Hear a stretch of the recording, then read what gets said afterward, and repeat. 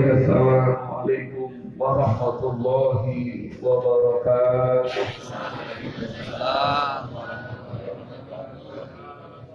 Alhamdulillah wassalatu wassalamu ala rasulillah Sayyidina wa maulana Muhammad ibn Abdillah wa ala alihi wa sahbihi wa man tabi'ahu wa mawala. Allahumma salli ala Sayyidina Muhammadin Allahumma salli wa sallim alaihi wa ala alihi wa ashabihi ajma'in. Amma ba'd. أعوذ بالله من الشيطان الرجيم بسم الله الرحمن الرحيم قالوا سبحانك لا علم لنا إلا ما علمتنا إنك أنت العليم الحكيم رب اشرح لي صدري ويسر لي أمري واحلل عقدة من لساني يفقهوا قولي صدق الله العظيم. Yang sama-sama kita hormati, yang kami muliakan khususnya pimpinan Bapak Lurah Lebak Pusat, alhamdulillah yang akhirnya bertepatan di tempat ini, yang subhanallah gedung baru kayak gedung DPR. Kita langsung pakai tanda tangan biar jelas yang hadir siapa yang agak siapa. Alhamdulillah. Bapak, dapat transfer pusat yang jadi lagi, bersebaran kita. Bapak Rudi Budianto beserta staf dan jajarannya, mohon maaf gelarnya saya lupa Pak. Yang sama-sama kita hormati segala para alim, ulama, para asatidz dan guru-guru kita yang hadir, alhamdulillah begitu banyak. Mukarram Bapak Ustaz Miftah Zainuddin, dan kemudian Bapak Kiai Haji Taufik Hidayatullah MA, Bapak Kiai Haji Abdurrahman Muhayyar MA, Bapak Kiai Haji Fatimah Hussein MA, dan kemudian Dr. Adasi Haji Mahmudin, Ustaz Haji Hasan, Ustaz Haji Yunus, Bapak Ustaz Syarif, Sohim saya Ustaz Sulaiman ini, Ustaz Zarkasi, dan begitu Ustaz Zulkarnain yang sudah sebut, Bapak Ustaz Haji Maktum, dan kemudian guru saya Mukarram Bapak Haji Abdurrahman SPDI yang usia alhamdulillah sudah nyentuh sampai 80 tahun. Dan sama-sama kita hormati Gus Walah, Kiai Haji Selamuddin, alhamdulillah beliau sudah sehat, naik lantai 2 udah bisa. Dapat 3, 2, 4 tidak betul ya. Dan kemudian suami saya Ustaz Al-Hidin dan para tokoh sesepuh masyarakat, Bapak Kiai Haji Taufik Rahman dulu bukan ya? Sama ya? Oh sama, Kiai Haji Taufik Rahman, maaf kepada Taufik jadi kader saya. Bapak Haji Hasib dan seluruhnya, Bapak RT, Bapak RW, para Babinsa, Kapitnas, dan seluruhnya Kepala Ketua DKM Masjid Mushola Kebagusan yang tidak sebutkan namanya satu persatu, namun tidak mengalami rasa hormat dan ta'zim saya. Pertama-tama kita panjatkan puji syukur kehadirat Allah Subhanahu wa taala. Alhamdulillah di pagi penuh barokah ini kita bisa hadir dalam keadaan sehat walafiat. Mudah-mudahan hadir tempat yang mulia ini, mudah-mudahan iman kita bertambah kuat, dikabulkan segala hajat-hajat kita, mendapat ridho dari Allah Subhanahu wa taala. Salawat serta salam senantiasa diberikan kepada baginda Rasulullah sallallahu alaihi wasallam beserta keluarganya dan para sahabatnya serta pengikutnya hingga yaumil qiyamah. Bismillahirrahmanirrahim. Rasulillah an-najida syafa'ata lahu fi yaumil mi'ad. Bersalawat kepada baginda Rasulullah sallallahu alaihi wasallam pasti mendapat syafaatnya baik dunia maupun akhirat. Sebelum kita berikan surat Al-Fatihah, Alhamdulillah bila harfi wa syafaat sayyidina Rasulullah sallallahu alaihi wasallam dengan berkat Muhammad sallallahu alaihi radhiyallahu anhu wa jami'an al muslimin wa la yashra salihin sahabat wa tabi'in wa lam al-'amil wa sallallahu wa sallam bi sabilillah wa jami'il malaikati wa rabbil rasul.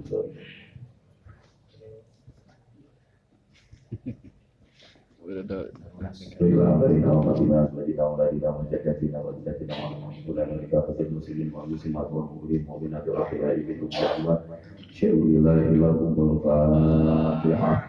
A'udzu billahi minasyaitonir rajim. Bismillahirrahmanirrahim.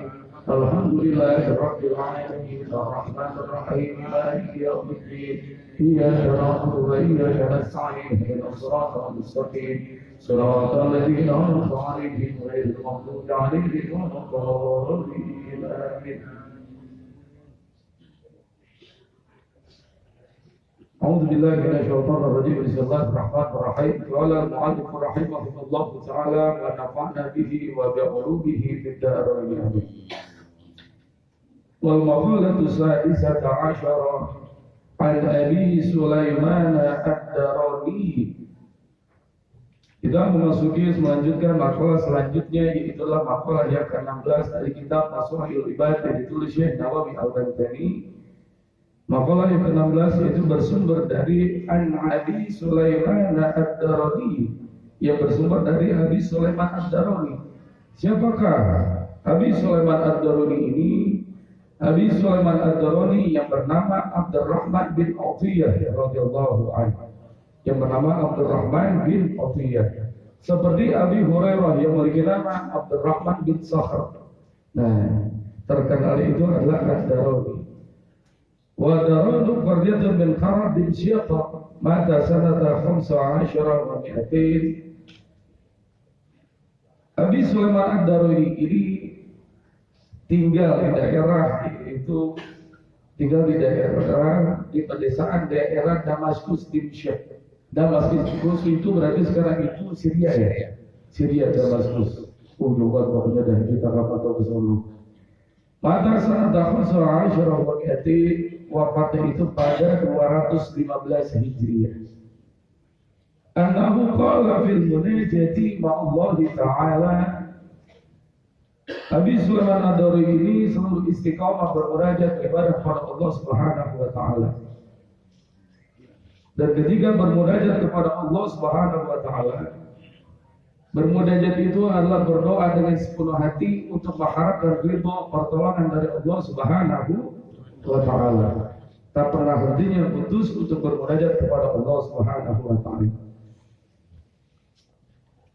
Ilahi la in talabtani bi dhanbi la atlubannaka bi afwika lianna maghfirataka awsa'u min dhunubi. Yang pertama, ilahi wahai Tuhanku, la in talabtani bi dhanbi,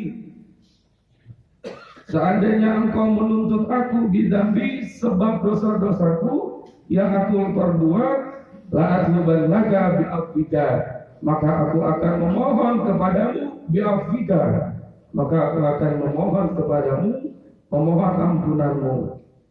Li'anna maghfirataka awsa'u min dhunubi, karena sesungguhnya ampunanmu itu sangatlah luas min dhunubi, daripada dosa-dosaku. Jadi kalau para wali, orang-orang soleh itu dalam doanya selalu rendah hati. Kalau kita doa banyak minta wajar, karena kita manusia butuh ikhtiar, butuh doa.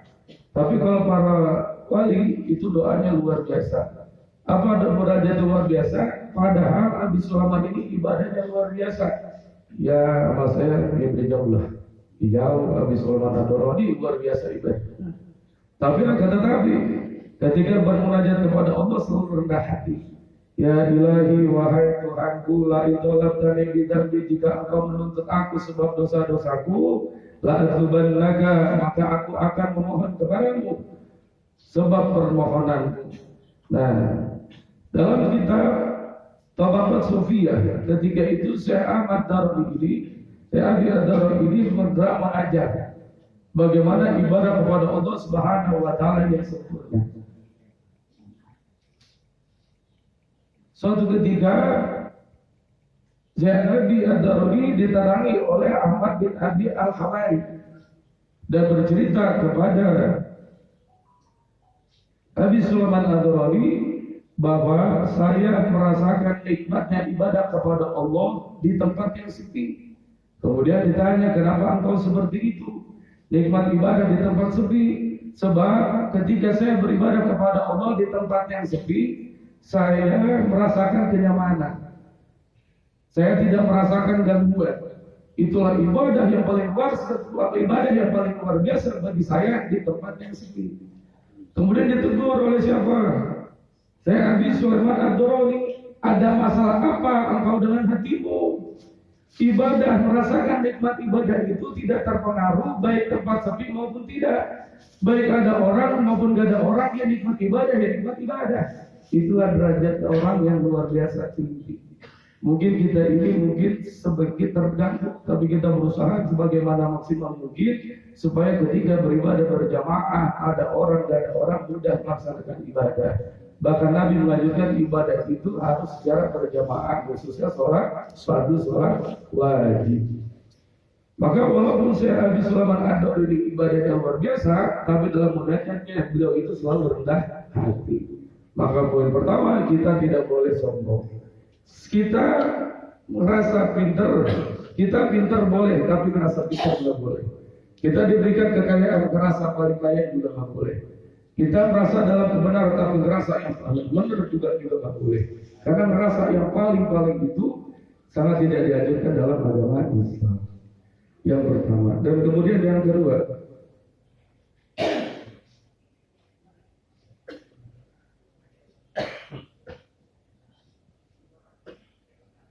wala in tolak tadi di bukhri lima wajibi aw man isail ini mafudil abdi la azbanaga isakhaika. Dan kemudian jika engkau menuntut aku sebab kekikiranku bima wajibi dengan menghalangi kewajiban aw man isail ini mafudil abdi, atau mencegah orang yang datang kepadaku atas kelebihan yang aku miliki, la adlubannaka bisakhaika ay bikaromika, maka aku akan memohon kepadamu sebab kedermawananmu, sebab keridoanmu, ridhonya Allah Subhanahu wa taala. Maka dalam kitab Tazkiratul Awliya, masa hidupnya Syekh Sulaiman Ad-Dari ini sangat prihatin, Pak. Kenapa? Karena merasakan lapar yang luar biasa. Karena Syekh Sulaiman Ad-Dari ini merasakan apa yang dirasakan orang lain. Kita nggak tahu nikmatnya lapar itu bagaimana, nikmatnya haus itu bagaimana. Ternyata kita merasakan apa yang dirasakan orang lain, khususnya saudara kita yang di bawah ketika bulan puasa kemarin. Kenapa kita kuat melaksanakan puasa? Karena maghrib itu pasti. Dari dulu sampai kapanpun maghrib itu pasti. Jadi ketika kita puasa, kita merasakan apa yang dirasakan orang lain, khususnya mungkin saudara kita yang kelaparan, yang kehausan, kita merasakannya. Dan kemudian Raihanul Qulub, Syekh Sulaiman Ad-Dari ini mendapat gelar Raihanul Qulub, hati yang wangi. Sebab kenapa? Sebab ulas aslinya, sebab rasa enggak teganya, rasa ibadahnya. Nah, itulah pribadi yang luar biasa. Walaupun mereka itu orang soleh, tapi urusan finansial, urusan ekonomi, walaupun misalnya sederhana pun, ketika saudara membutuhkan bantuan orang lain, mudah untuk memberikan bantuan orang lain. Itulah. Dan kemudian yang terakhir, walain adkhaltani nar la akhbartu ahlan nar bi anni uhibbuka. Dan kemudian ya Allah, jika engkau memasukkan aku ke dalam neraka, la akhbartu ahlan nar, maka aku akan beritahu kepada penghuni neraka bi anni uhibbuka, bahwasanya aku sangat mencintaimu ya Allah. Itu merupakan munajatnya Syekh Sulaiman Ad-Dari. Seperti saya belum qadir jalani dalam hijab saya belum qadir jalani.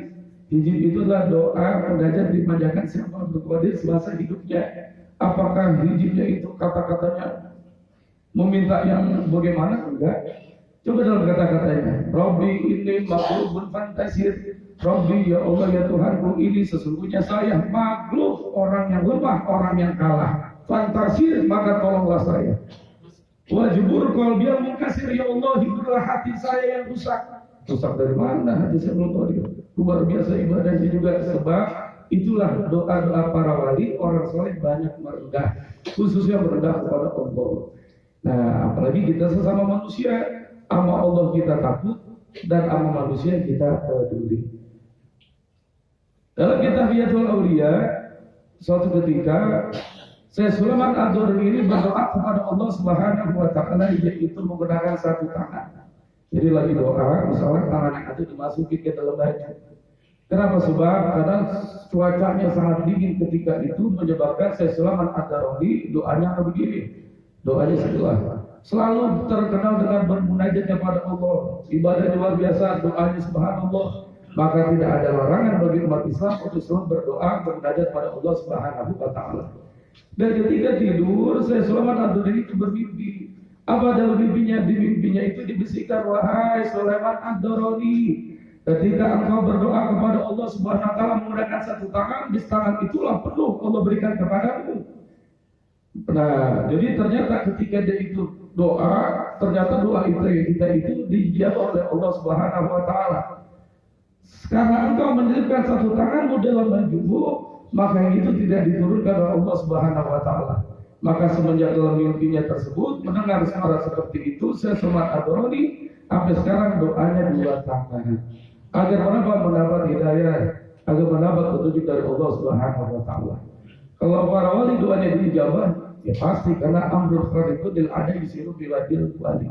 Tapi kita apakah bisa doa kita dijawab? Bisa.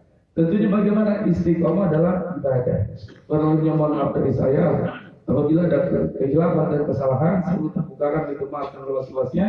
Ya Allah waliyakum dan aidin wal faidin. Mohon maaf lahir batin apabila ada kesalahan khilafat tutur kata yang tidak berkenan, saya minta bukakan itu maafkan luas-luasnya. Mudah-mudahan kita bisa mengambil ibrah manfaat dari Syekh Sulaiman Ad-Darani yang kita bahas kali ini. Barangkali mohon maaf. Astagfirullahaladzim. Wassalamualaikum warahmatullahi wabarakatuh.